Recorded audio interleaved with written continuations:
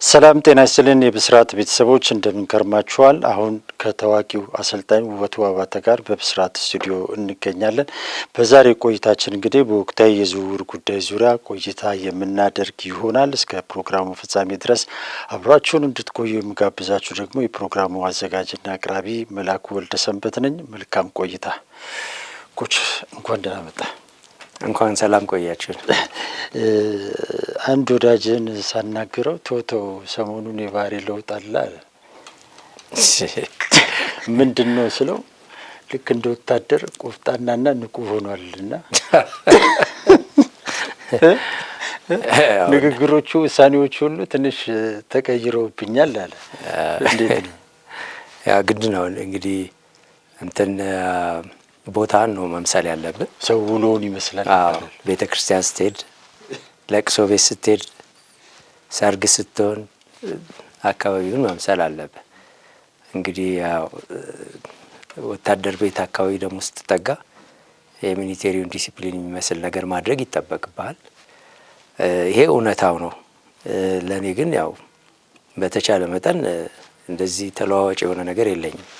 ለነገሩ እኮ የወታደር ባህሪ አይነት ቢኖር ብዙ የሚደንቅ የሚገርም አይመስለኝም። እና ያደግከው ወታደር ቤተሰብ ውስጥ ነው፣ ወታደር አካባቢ ያለበት ቦታ ነው። እና እንደው ምናልባት ከአሁን ከመቻል ክለብ ጋር ስትያያዝ አሁን ላይ ከሙያዊ ውሳኔክ ባለፈ ቤተሰባዊ ስሜቱ ላይ ያለው ነገር እንዴት ነው?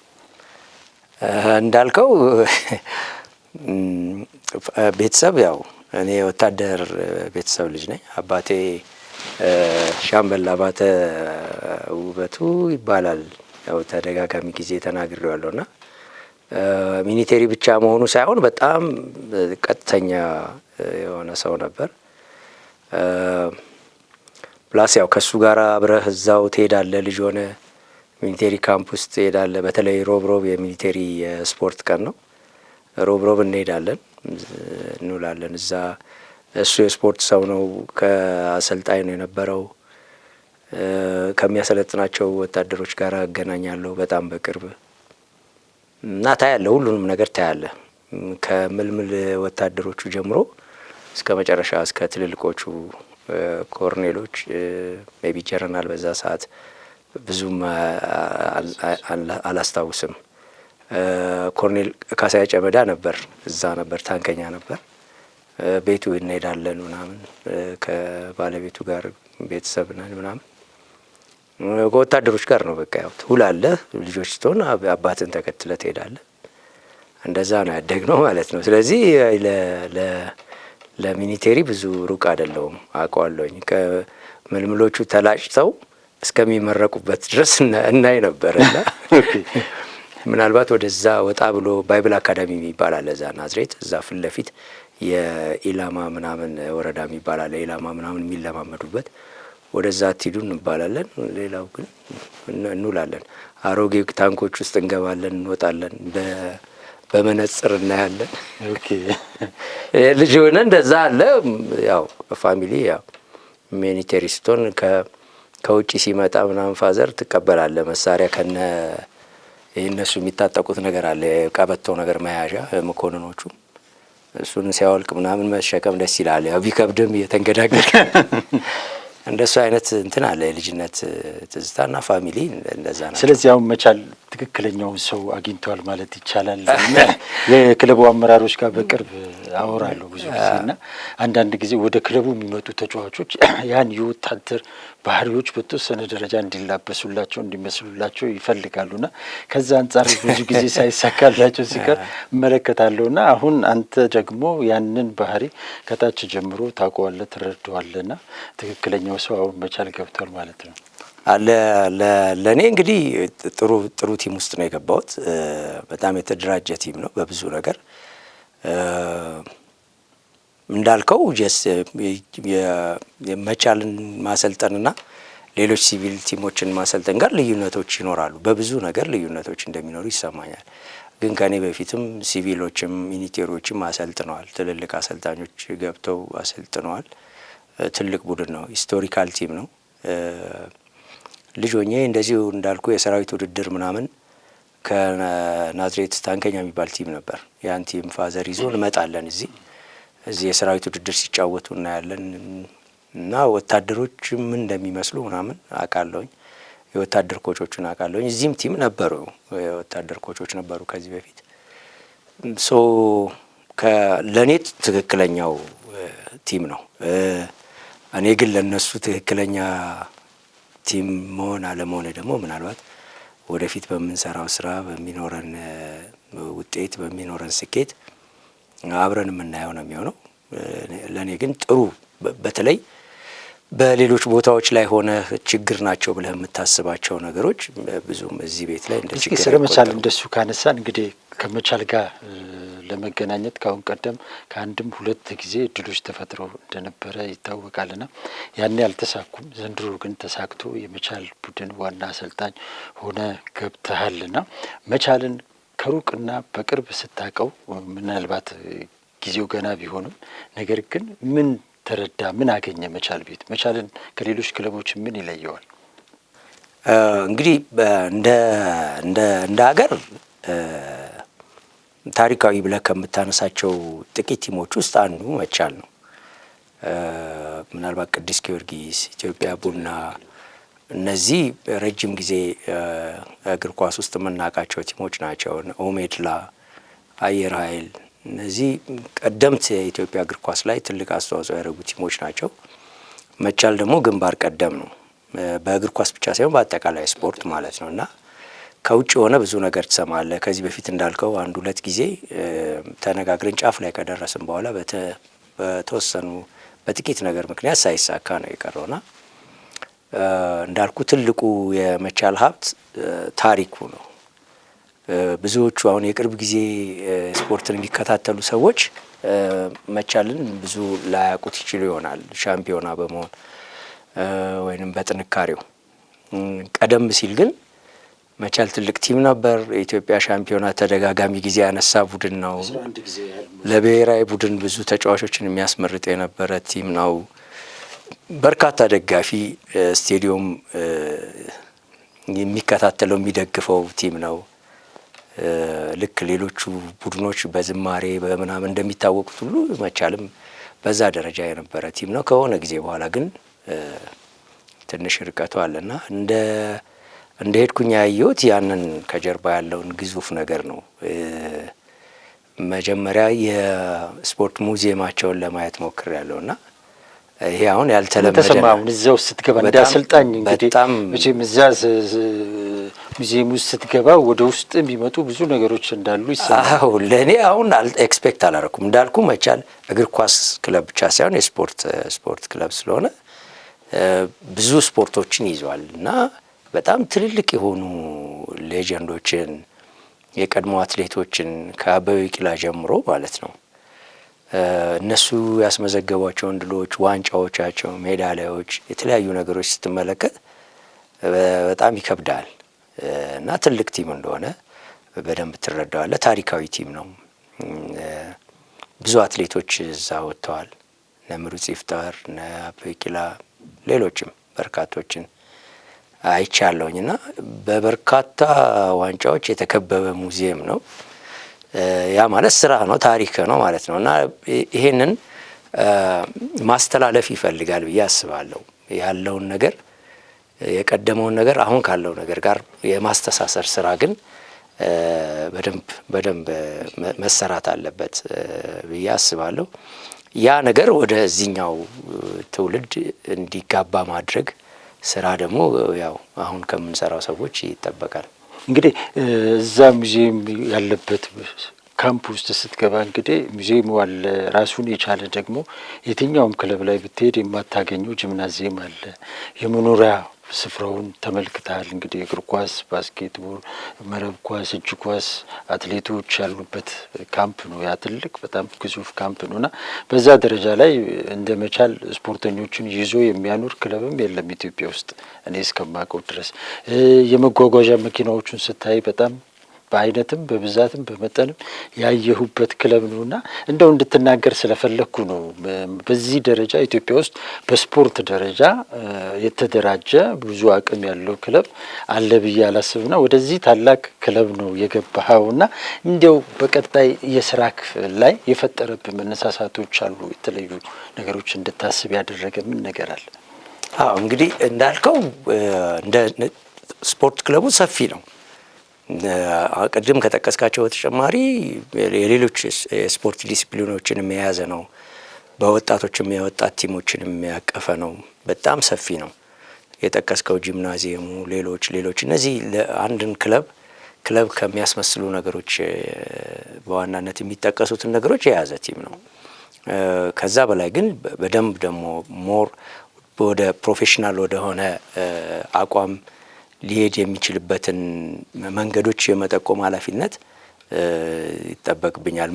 እግር ኳሱ ላይ በሆንም መጀመሪያ እግር ኳሱ ላይ እኔ በዋናነት የተሰየምኩበት ስራ ላይ ቲም ወይም ቡድን እንዲመስል ስትራክቸሩን ተከትሎ የሚጎሉ ነገሮች ላይ ያን የሚሰሩበትን አቅጣጫ በመጠቆም የበኩሌን የኛ ኃላፊነት ስለሆነ ያንን ነገር እንዲደረግ ጥረት አደርጋለሁኝ ብዬ አስባለሁ።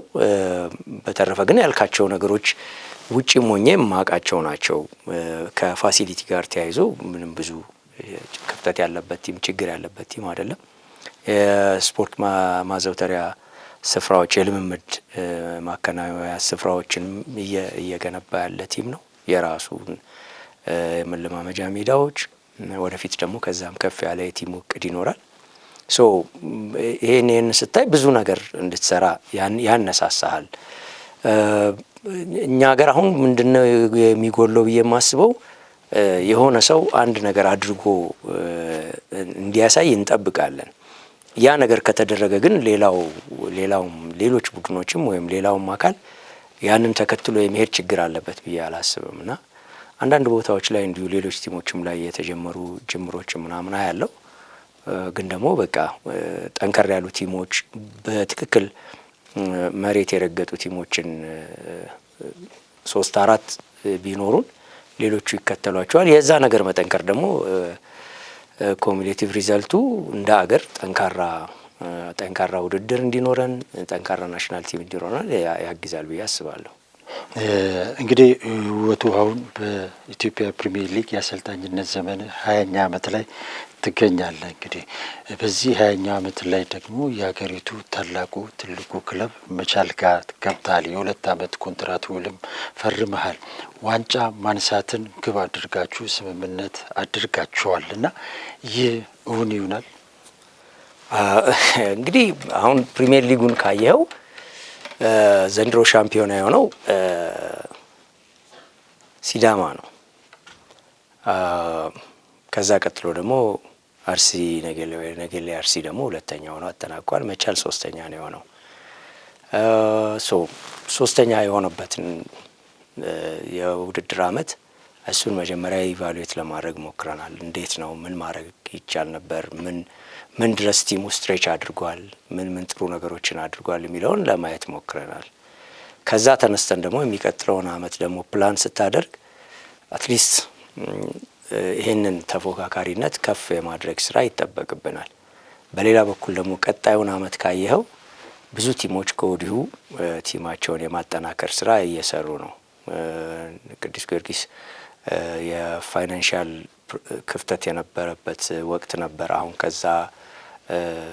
ከዛ ውስጥ ወጥተው ቲማቸውን ወደ ቀድሞ ኃያልነቱ ለመመለስ ጥሩ ስራ እየሰሩ ነው፣ እየተንቀሳቀሱ ነው። ኢትዮጵያ ቡና በተመሳሳይ ከፍ ባለ በጀት ከፍ ባለ ደረጃ ለመፎካከር ዝግጅት ላይ ናቸው። ጥሩ አሰልጣኝ ማምጣት ችለዋል። ይሄንን ስታይ የቀጣይ አመት ውድድር ቀላል እንደማይሆን ትገምታለህ። ከዚህ ፉክክር ውስጥ አለመጥፋት ነው ዋናው እንደ አላማ መያዝ ያለብን። ሌላው ግን የምታስበው ነገር ዝም ብለህ ስለተናገርከው ብቻ የሚሆን አይደለም። ከሱ በላይ ጠንካራ ነገር ይሄ ክለቡን እንዳልከው ክለቡ ትልቅ ግሬስ ያለው ቲም ነው። ያን የሚመስል ቡድን ቢውልድ ለማድረግ ለመስራት እንትን እናደርጋለን። ዋንጫ የኛ ሀገር ሁሉም ቡድን ከታች የመጣውን ቡድን ዋንጫ ሊያቅድ ይችላል። እንደምታውቀው ብዙም ፎርሙላው እንደዚህ ነው ብለህ የምትለው አይደለም። ዘንድሮ ዋንጫ የበላ ቡድን የሚቀጥለው ዓመት ለመውረድ ሲጫወት ታያለህ። ኢቨን የራሴ ቡድን 2003 ዋንጫ በልተው 2004 በጣም ተቸግረን ነበር። 9ኛ 10ኛ ምናምን ሆነን ያጠናቀቅ ነው። የሌሎችም እንደዚሁ የምታያቸው ምሳሌ የምጠቅሳቸው ማለት ቡድኖች አሉ። ዘንድሮ ዋንጫ በልተው የሚቀጥለው ዓመት አብዛኞቹ ወረዱ የፈረሱ ታያለህ። አሁን የቅርብ ጊዜዎቹ መድን ባንክ ስትመለከት፣ አንዳንዱ ደግሞ ድንገት ከታች መጥቶ ደግሞ በቀጥታ ዋንጫ ተገማች ያሉን። ይሄ በካልኩሌሽን እንትን የምታደርገው አይደለም። ስለዚህ አሁንም ሊጉ ስቴብል አይደለም እና አሁን መቻል ውበቱን ስለቀጠረ ብቻ ዋንጫ ይበላል ወይንም ተጫዋች ስለያዘ ዋንጫ ይበላል ማለት ግምትህን ሊያፋርስብህ ይችላል። ከዛ ይልቅ ግን መተማመን የምትችለው ምንድን ነው? ጠንካራ ቡድን መስራቱ ላይ ግን እሱ ላይ ምንም ጥያቄ የለውም። መቻልን የሚመስል ወይም የቀደመውን የመቻልን ግሬስ የሚመስልስ ቡድን የመስራት ኃላፊነቱን ግን በደንብ መወጣት ግዴታ እንዳለብኝ ነው የሚሰማኝ። ሌላው በእግዚአብሔር ፍቃድ ላይ የተመሰረተ ነው የሚሆነው ብዬ ነው የማስበው። ምን የመቻል ሰዎች አሁን እንግዲህ ዋንጫና ዋንጫ ብቻ ነው ግብ አድርገው እየተንቀሳቀሱ ያሉት። ባለፉት 3 ዓመታት ይሄንን ለማድረግ ሞክረው አልተሳካላቸውም። በአጠቃላይ መቻል በኢትዮጵያ ፕሪሚየር ሊግ አንድም ጊዜ የኢትዮጵያ ፕሪሚየር ሊግ ዋንጫን ያነሳበት ሁኔታ የለም እና ይሄ ትልቅ ቁጭት አመራሩ ጋር ደጋፊው ጋር አለ። እንዲሁ በተመሳሳይ ውበቱ አባተም ከ2003 የኢትዮጵያ ቡና የፕሪሚየር ሊግ ዋንጫ ድል በኋላ ያን ዋንጫ ዳግም ማሳካት የቻለበት ሁኔታ የለምና 2 ዋንጫ የተራቡ አካላት የተገናኙበት አጋጣሚ ተፈጥሯል የሚል ነገር አለና ከዛ አንጻር እንደዚህ አይነት ስሜቶች በስራው ላይ የሚያመጡት ጫና የለም? አይ ማለት ዝም ብለህ ኢሞሽናል መሆን የለብህም። ቲሙን የሚመሩት ሰዎች በጣም ትልልቅ ሰዎች ናቸው። በጣም ትልልቅ ሰዎች በሀገር ደረጃ በትልቅ ቦታ የምታስቀምጣቸው ሰዎች ናቸው እና ሲምፕሊ እንደዚህ ቁንጽል የሆነች ነገር ብቻ ይዘው ይነሳሉ ብለው ማሰብ ራሱ ለሰዎቹም ክብር አለመስጠት ነው። ሪዛልት የፕሮሰስ ውጤት ነው ብዬ ነው ማምነው። እንደዛም ነው የሚያምኑት። ይህን ስል መቻልን የሚያክል ትልቅ ቡድን እንዳልከው ያለፉትን ዓመታቶች ለዋንጫ ነው እየተፎካከረ ያለው። አሁንም ያንን ማድረግ ይችላል። ለምሳሌ በእንግሊዝ ፕሪሚየር ሊግ አርሴናልን ካሰብከው ዋንጫ ለማምጣት ከዛ ሁሉ ሚሊዮን ኢንቨስትመንት በኋላ 5 ዓመት 6 ዓመት ምናምን መጠበቅ አስፈልጎታል። ስለዚህ ኮምፒቴሽኑ ይወስነዋል።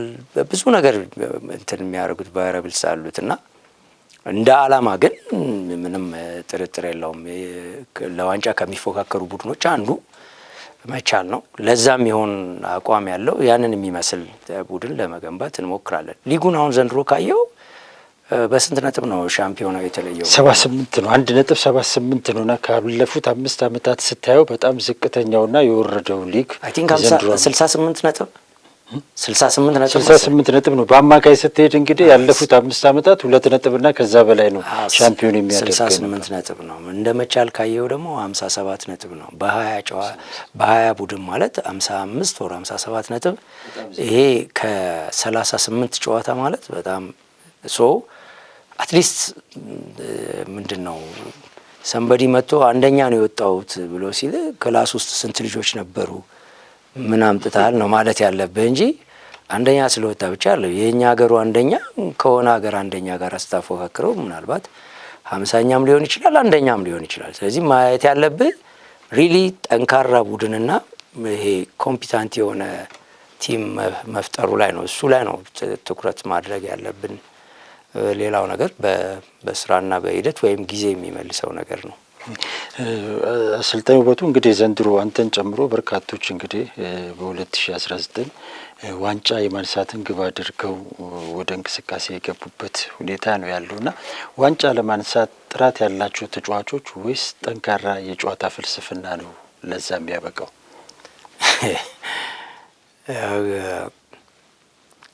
ቅድም እንዳልኩ እኔም ማምነው ሁለቱም ነገሮች አስፈላጊዎች ናቸው። ትክክለኛ የመጫወቻ መንገድ ወይም ፍልስፍና ሳይኖርህ ትክክለኛ ተጫዋቾች ብትይዝ ታባክናቸዋለህ። እንደገና በተቃራኒውም ብትሄድ እንደዛው ነው። የእነዚህ ሁለት ነገሮች መሳካት የሆነ መስመር ድረስ ሊወስዱ ይችላሉ። በወጥነት ወይንም የምትፈልገው ሌቭል ጋር ሊያደርሱ ይችላሉ። በእኛ ሀገር ኮንቴክስት ግን ዋንጫ በዚህ መንገድ ነው የሚገኘው ብሎ ሂሳብ ሰርቶ ለመሄድ በጣም አስቸጋሪ ነው። ካየሁት ሊጉን አውቀዋለሁኝ እንዳልከው ረጅም ዓመት 20 ዓመት ማለት ቀላል አይደለም። ስለዚህ ምንም ይሄ መንገድ ነው ፍልስፍና ነው ጨዋታ መንገድ ነው ወይንም ደግሞ ትልልቅ ተጫዋቾች መሰብሰብ ነው ብለህ ዲፋይን ማድረግ አትችልም። ዞሮ ዞሮ ግን እንደ ራሴ ከራሴ ቡድን ወይም ከኔ መነሻ አንጻር ለመመለስ ያህል ጥሩ ቲም ነው የገባሁት። ጠንካራ ቤዝ አለው፣ ከኋላም ደግሞ ጠንካራ ሰፖርት አለው። ጥሩ ተጫዋቾች ቲም ውስጥ አሉ። በሚወጡ ልጆች ወይ ባለን ክፍተት ላይ ደግሞ ቲሙን የሚመጥኑ ልጆች ለማምጣት እንሞክራለን እና ያን ጥንካሬውን አንድ ስቴፕ ከፍ ለማድረግ ጥረት እናደርጋለን። እንግዲህ በትላንትናው ዕለት ወደ ዝውውር ገበያው በስፋት የገባችሁበት ሁኔታ አለ። ወደ 6 ያህል ተጫዋቾችን ኮንትራት አራዝማቸዋል። ያሬት ካሳዬ፣ ረመዳን የሱፍና አማኑኤል ተርፋን እንደዚሁ ወደ ቡድኑ የቀላቀልክበት ሁኔታ አለና ይበልጥ ስኳዱ እየተብላላ እየተጠናከረ የመጣበት ሁኔታ እንዳለ ተመልክተዋልና እና ብዙዎች ይህንን ዝውውር ከተመለከቱ በኋላም አሁንም ለመቻል ያላቸው ቅድመ ግምት ከፍ ያለበት ሁኔታ እንደተፈጠረ የታዘብኩበት ሁኔታ አለና በቀጣይ ቀናትስ ሌሎች ዝውውሮች ይኖራሉ መቻል ከ ምለ አንዳንድ ጊዜ ጀስት ድም ብሎ ኤግዛጀሬት የሚደረጉ ነገሮች አሉ። እኔ አንድ ፋሚሊ ውስጥ ያለ አንድ ሰው የሆነ ነገር ብቻ ሲያይ እንትን ይለዋል፣ ያምረዋል። እኔ እጅ ላይ ሲሆን የሚያምረው ነገር አለ እና ብሎ እንደው ሰንበዲን እንትን የማድረግ አይነት ካልሆነ በስተቀር ምንም የተለየ ተጫዋች ከሆነ ቦታ ምናምን በዚህ ደረጃ እንትን የሚያስብል ነገር የለውም። ግን ጫጫታ እና እንትን ይበዛዋል እንደዚህ አይነት ነገር እንጂ ኖርማሊ በተለያየ ክለብ የምናውቃቸው ልጆች ናቸው። ቅድም የጠቀስካቸው ልጆች ኤክሰፕሽናሊ ልጆቹም ላይ በርደን ማሳደር ቲሙም ላይ በርደን ማሳደር ምንም አንዳንድ ጊዜ በስትራቴጂ አስበውት የሚያደርጉት ነገር አለ። እኔ አሁን ፋሲል የገባውበት አመት ላይ አንዱም ቲሙን ያፈረሱበት መንገድ እንደዚህ አይነት ሳይኮሎጂካል ዋር ነው። ገባ ገና ቲም ውስጥ ሳልገባ 100 ምናምን ሚሊዮን ብር ተመድቦለታል። 16 ተጫዋቾች ያባረራል። 18 ሚሊዮን ብር ተከፍሎታል ምናምን በቃ ብድር ያበዙብሃል ማለት ነው። ሰው አውቀው ጫና ይፈጠር ያደርጉብሃል እና አይ ዶንት ቲንክ የተለዩ ልጆችን ሰብስበናል ብለን አናምንም። ጥሩ ልጆችን ግን ወደ ቲሙ ማምጣት እና ለመፎካከር ጥረት እናደርጋለን። ከዛ የበለጠውን በርደን ግን የትኛውም ቡድን እንትን ስታረገው ስታየው ጥሩ ተጫዋቾችን የትኛውም ቡድን ይፈልጋል። እያዘዋወሩም እንዳለ የምትሰማው ነው። በቀጣዩ አመት እንግዲህ እንደ ክለብ ብቻ ሳይሆን እንደ ግልም ብዙዎች የ2019 የውድድር ዘመንን ኮዱ በጉጉት እንዲጠብቁ እያደረጋቸው ያለው ሌላው ነጥብ በአሰልጣኞች መካከል የሚኖረው ፉክክር ነው። እንግዲህ የኢትዮጵያ ፕሪሚየር ሊግ በቀጣዩ የውድድር አመት ላይ እንግዲህ 2 ትልልቅ አሰልጣኞችን ይመለከታል።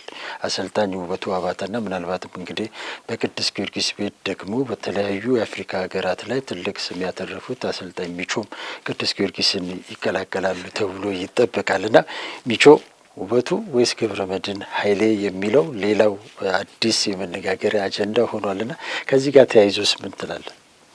እኔ በጣም ሪስፔክሽን አለኝ። ሁለቱም ሲኒየሮቼ ናቸው።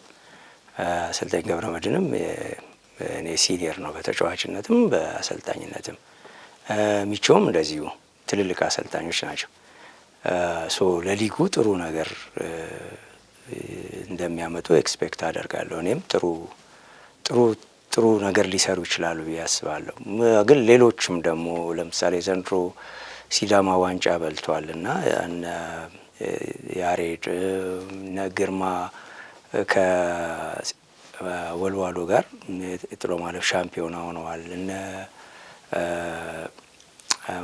ማን ቱሉ ነው ሶሪ ግርማ ታደሰ ምንጩ ኖ ግርማ ሳይሆን አርሲ ነገሌ ኮች ለዋንጫ ተጫውተዋል። ከታች መጥቶ ለዋንጫ ተፎካክሯል እና ጥሩ ነገር ይኖራል ብዬ አስባለሁ። በግሌ ግን የኮቾቹ ብቻ ትልቅ መሆን ኦር ሳምቲንግ ግን በአንድ ሊግ ውስጥ እዚህ ኮቾች ጥራት በሊጉ ሁሉ ጥንካሬ ሆነ ፍቅር ላይ ያፈጥረው ጥሩ ነገር አለው። ሌሎችም ሁላችንም እኔ እንደነገርኩ እንግዲህ ከነሱ በኋላ ነው ወደ ኮቺንጉ የገባሁት። ከነሱ በኋላ ነው እዚህ ኢንዱስትሪ ውስጥ ያለሁት። ከኔ በኋላም የመጡ ደግሞ ጎበዝ ልጆች መኖራቸው ሊጉን ጥሩ ተፎካካሪ ቲም ይዘው እንዲቀርቡ ያግዛቸዋል። በዛ መካከል ያለ ፉክክርም የሊጉን ውድድር ደማቂ ያደርገዋል ብዬ አስባለሁ። ብዙ አሉ ወጣቶቹን ነፋሲልም ኢትስ ጉድ የተለያዩ ኮቾች እንደዚህ መምጣታቸው ለሊጉ ጥሩ እንትን አለው።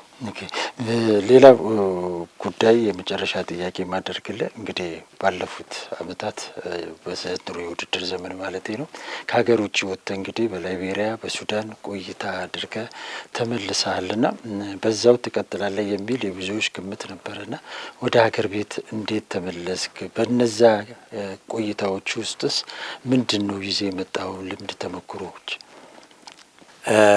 እንዳልከው ብዙ ነገር ትማራለህ ከምታየው ነገር። ቅድም የጠቀስከው ሚቾ እኔ ሰፈር ህጻናቶችን እያሰለጠንኩ እሱ ቅዱስ ጊዮርጊስን ሲያሰለጥን እየሄድኩ አይ ነበር። ምንድን ነው የሚያሰለጥነው? ፕሪሲዝን ሲያዘጋጅ በምን መንገድ ነው የሚያዘጋጀው? አይ ነበር። እነ ስዩም አባተ ናዝሬት ሲመጡ ቁጭ ብዬ አይ ነበረና ጥላ ስር የቆሎ ተማሪ መስል ነበር።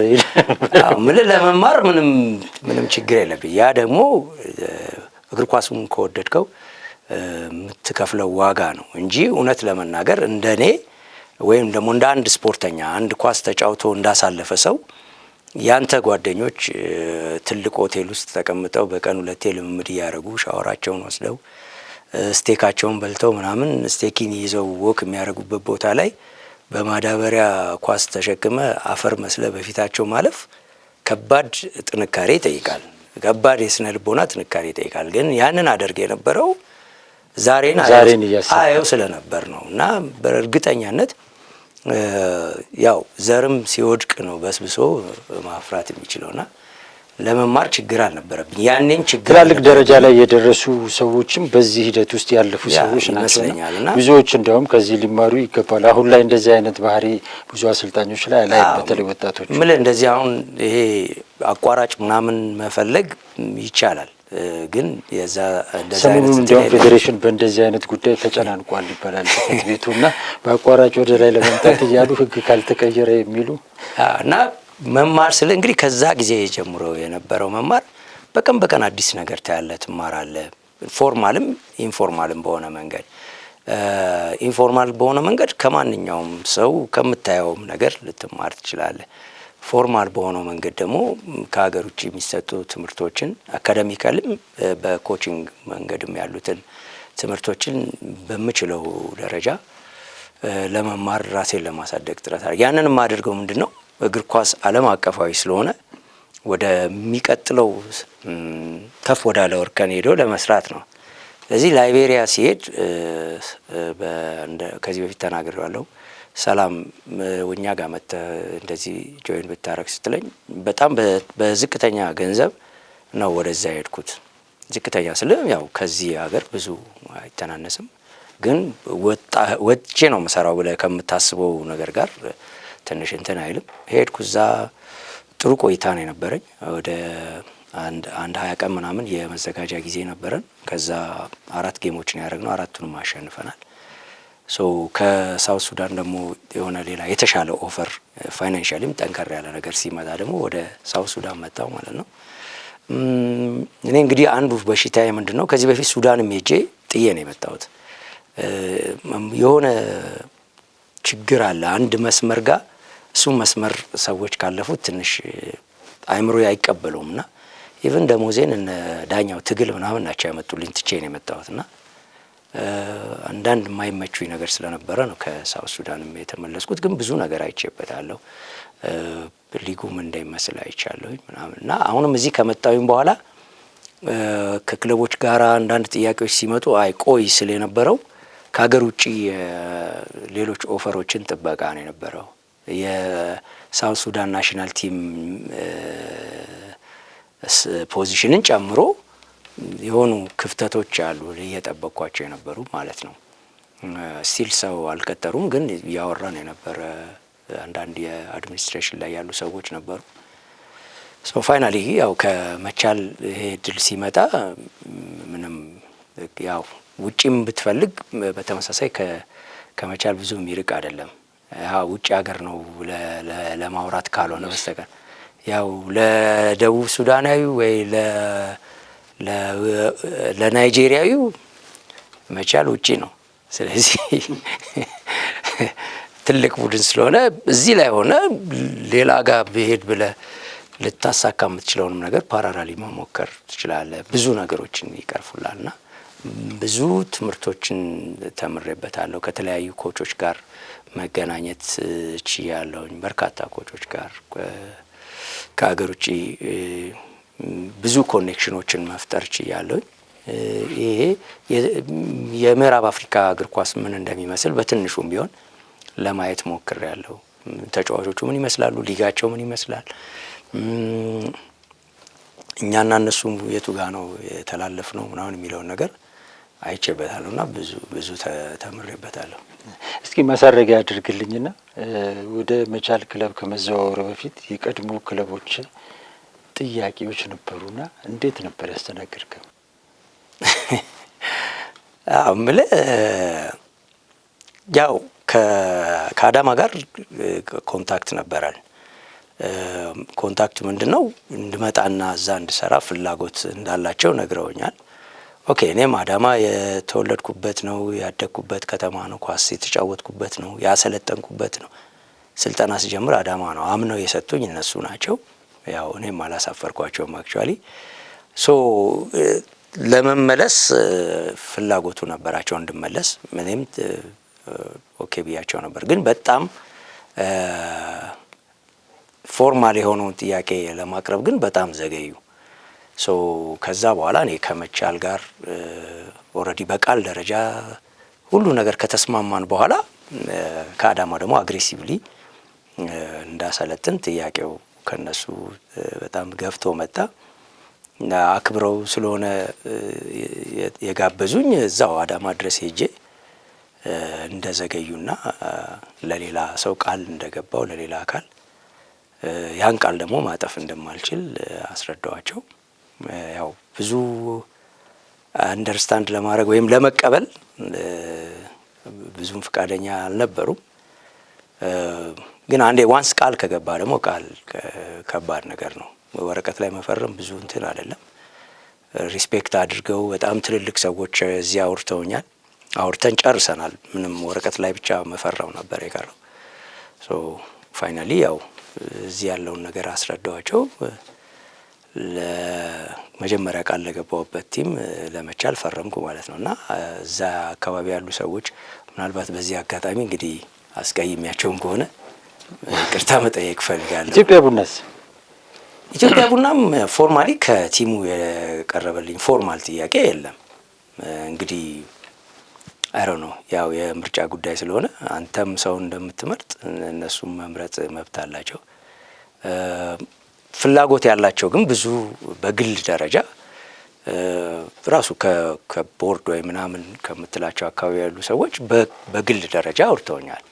ፎርማል ግን እንደዚህ ቁጭ ብሎ ከኛ ጋር ስራ ያለኝ ሰው የለም። ያው የፈለጉኝ ቀን ሌላ ቀን እንገናኛለን እና ጥያቄው አልነበረ። አሁን እንግዲህ ወቅቱ የዝውውር ወቅት ነውና ወደ ስራም የገባህበት ሁኔታ አለና አሁን ደግሞ ወደ ቤተሰብ ጋር ደግሞ የምትሄድበት ሁኔታ እንዳለ ሰምቻለሁና እንዴት ነው የምታደርገው?